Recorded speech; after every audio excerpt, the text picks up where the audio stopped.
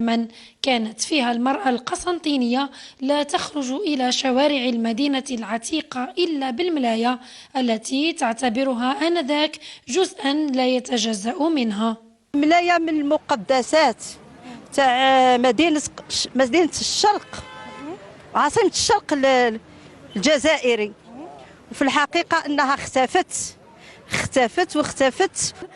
وهذه الملاية راهي استيراد للمرأة القسنطينية الجزائرية. الملاية كي تتلبس المرأة الأعجار الطويل تتعرف بأنه امرأة كبيرة متزوجة، وكي تتلبس المرأة الصبية الأعجار الصغير تتعرف باللي فتاة. رمز الأنوثة والحياء والحشمة ارتدته المرأة في شرق البلاد وتوارثته النسوة أما عن جدة، حزنا كما يقولون عن وفاة باي قسنطينة. فما هو تاريخ الملاية؟ يعني كانوا بكري في قسنطينة يلحفوا بها عبارة عن سترة. فيما يخص المقولة اللي يعني الناس الكل يقولوا لك بأن ارتداء الملاية هي حزن، يعني لباسها على حزن، هذه يعني مقولة خاطئة، ما هيش لباس الحزن.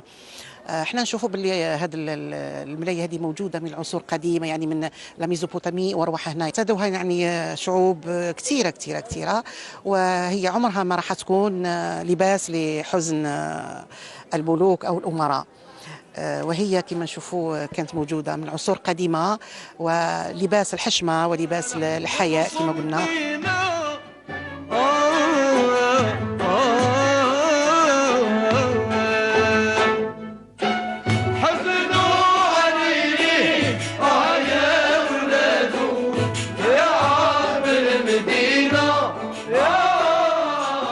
لم تكن الملاية مجرد قطعة قماش مرفوقا بما يعرف بالعجار لباسا عاديا، بل تعتبره أمهاتنا وجداتنا اليوم إرثا وجزءا من أسرار المدينة وموروثا ثقافيا أصيل ننقله جيلا بعد جيل لكي لا يندثر.